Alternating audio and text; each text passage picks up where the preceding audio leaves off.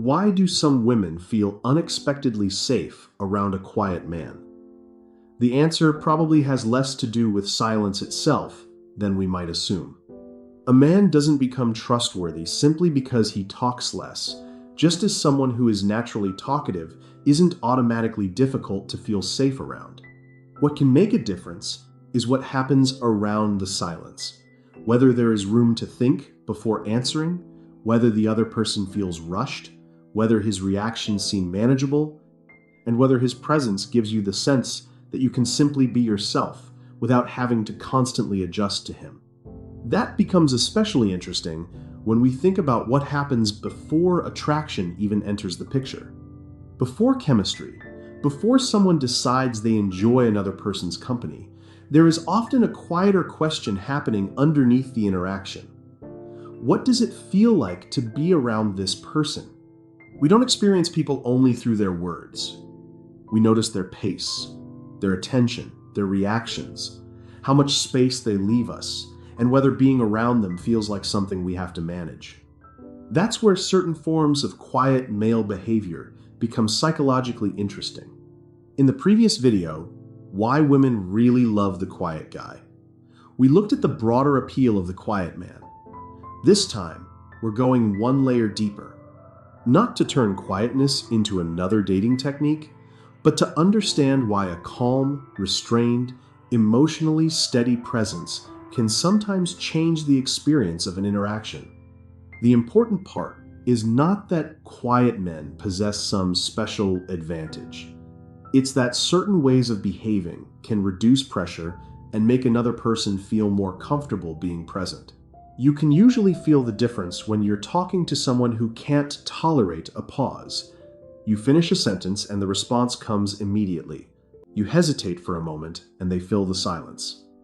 Maybe you're still trying to explain what you mean when they start offering solutions, changing the subject, or steering the conversation somewhere they want it to go. Nothing dramatic has happened, but after enough of these moments, you may start feeling as though there isn't quite enough room to think. Now, picture a conversation that moves at a different pace. You say something, there is a pause, and nobody seems uncomfortable with it. You get to finish your thought without having to compete for the floor, and the other person doesn't appear to need every silence filled. That small difference can change the entire feeling of the interaction, because you're no longer spending part of your attention wondering whether you need to respond quickly enough, keep the conversation moving, or make sure the other person remains satisfied. This is one reason quietness can sometimes be associated with comfort. Silence doesn't automatically create comfort. What matters is what the silence allows. When someone is genuinely at ease with pauses, they may unintentionally communicate that you don't have to rush, entertain them, or produce the perfect response on demand. That doesn't mean a woman will automatically trust a quiet man, and it certainly doesn't make him safe by definition. It simply removes one possible source of pressure, which can make it easier for comfort to develop on its own. There is another part of the experience that has less to do with how much someone speaks, and more to do with what happens when things don't go exactly as expected. Imagine disagreeing with someone, saying something awkward, changing your mind, or giving an answer they weren't hoping to hear. You are likely to notice their reaction almost immediately. Does the atmosphere suddenly change? Do they become irritated? Do you find yourself trying to predict what mood you're going to get next? When someone's reactions are intense or difficult to anticipate, part of the interaction can become an exercise in monitoring them. You're not only thinking about what you want to say, you're also paying attention to how they might respond. Emotional steadiness can reduce some of that uncertainty. A person who pauses, listens, and responds in proportion to what is actually happening may be easier to understand in the moment, especially during ordinary disagreements or uncomfortable situations. That doesn't make expressive people dangerous, and it doesn't make quiet people safe. Someone can speak very little and still be unpredictable, resentful, or emotionally volatile. What matters here is the combination. Quietness alongside emotional steadiness can create a different experience from quietness that comes from withdrawal, hostility, or suppressed anger. The silence isn't doing the psychological work by itself. The way the person handles what happens inside that silence is much more revealing. Some interactions feel tiring because one person seems to be continually establishing himself. He wants you to know how intelligent he is, how successful he has been, how much he knows, or how interesting his life is. Even when the conversation isn't openly competitive, you can sometimes sense that the other person is waiting for an opportunity to bring the attention back to himself. Restraint creates a different possibility. Someone who doesn't constantly need to prove his value can let a story remain someone else's story. He can listen without immediately turning the subject back toward himself. And he doesn't have to treat every exchange as another opportunity to establish his status. That can give the other person more room to express an opinion, tell a story, or simply explore a thought without feeling as though they're participating in someone else's performance. This is one reason a quiet presence can sometimes feel less demanding.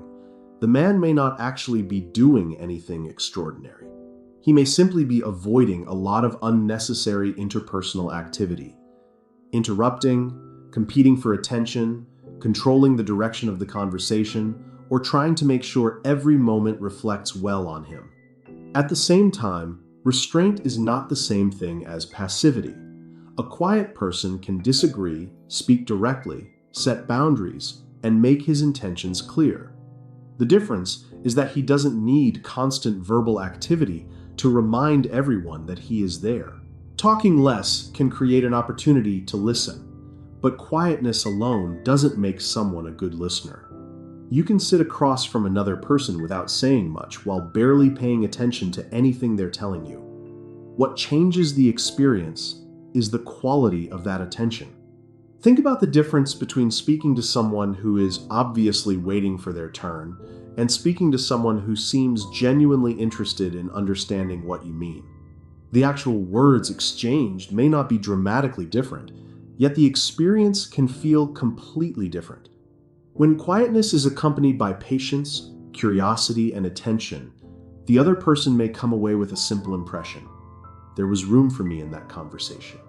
That is easy to miss because listening isn't particularly dramatic from the outside.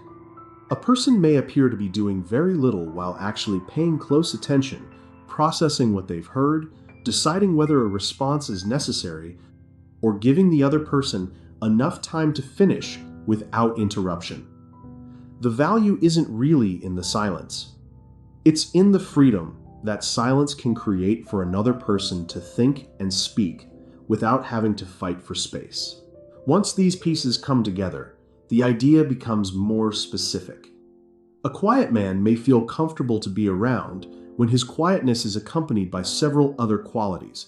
He doesn't rush the interaction, he doesn't constantly seek attention, his reactions are reasonably steady. He listens, and he doesn't seem to need control over every moment. None of these qualities guarantees a particular response from another person, but together they can change the atmosphere of an interaction. That is a more useful way to understand why someone might describe feeling safe around a quiet man.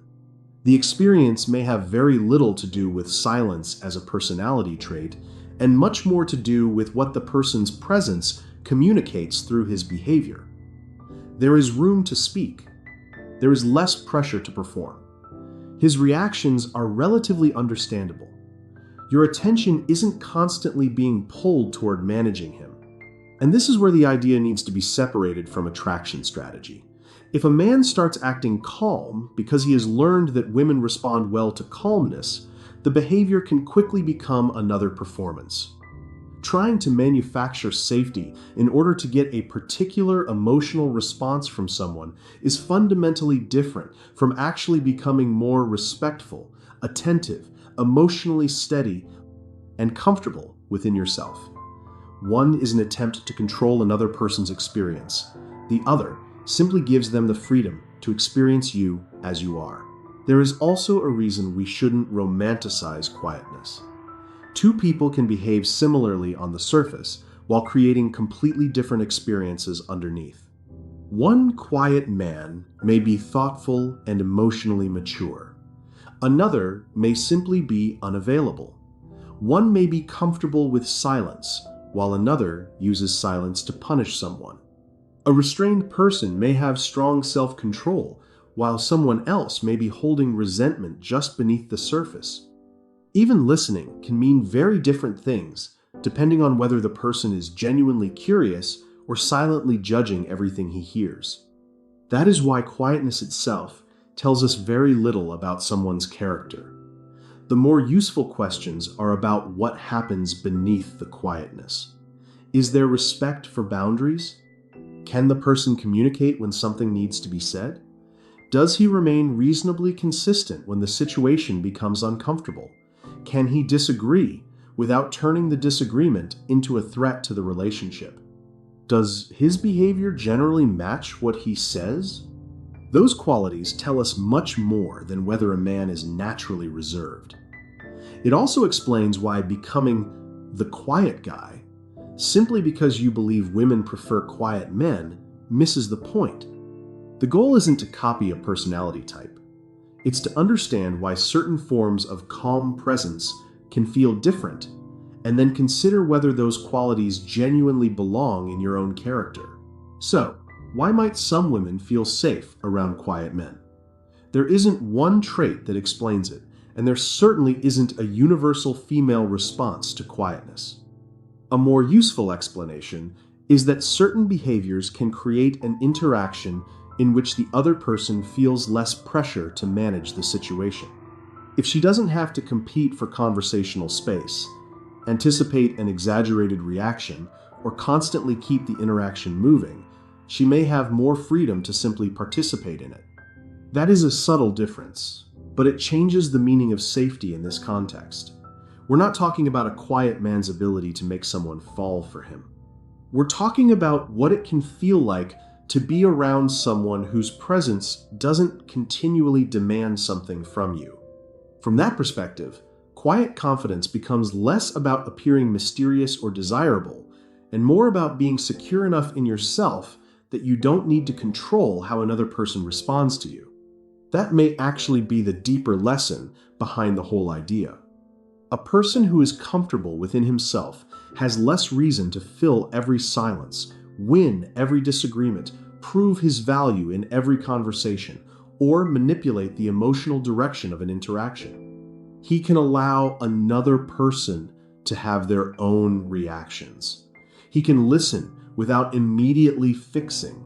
He can speak when something matters and remain quiet when nothing needs to be added. That kind of presence isn't a technique. It's a way of relating to another person. So when some women feel safe around a quiet man, the most useful explanation isn't simply that he's quiet. It may be that his way of being quiet comes with less pressure, more room to speak, more predictable reactions, genuine attention, and enough restraint to let the interaction belong to both people. Those qualities can make a conversation feel easier to inhabit, but they don't belong exclusively to quiet men, and they don't guarantee trust or attraction. The important part is what happens beneath the personality. Calmness matters when it is accompanied by emotional responsibility. Listening matters when there is genuine attention behind it. Restraint matters when it comes from self-control rather than fear or resentment. And giving someone space matters when that space is offered freely rather than used as a way of withdrawing or controlling them. So don't become quieter because you think silence will make you more attractive. Don't suppress your personality to imitate an image of the mysterious man either. A more useful goal is to become comfortable enough within yourself that you don't need to rush another person, dominate the conversation, overreact to their responses, or constantly prove your value. When that happens naturally, quietness can become something more meaningful than simply speaking less. It becomes a form of presence. And that raises an interesting question for the next lesson. What happens when a quiet man doesn't even realize which parts of his personality to other people may find attractive? That's where we're going next.